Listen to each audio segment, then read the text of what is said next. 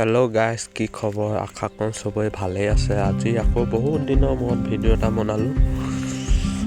পাৱৈ চাবলৈ আহিছিলোঁ, এই পাৱৈত মাছ এটা সোমালে, দাঙি থৈ আহিছোঁ।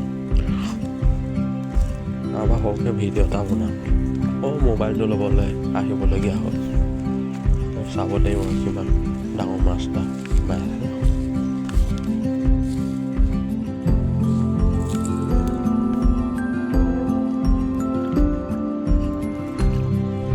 এতিয়া এই মাছটো উলিয়াই লওঁ চাইডেদি ফালে, মুখখনৰ ফালেদিয়ে উলিয়াব লাগিব। আমাৰ এইটো আকৌ পাৱৈ বুলিহে কয় দেই, আপোনালোকৰ ফালে কি কয় জনাবচোন।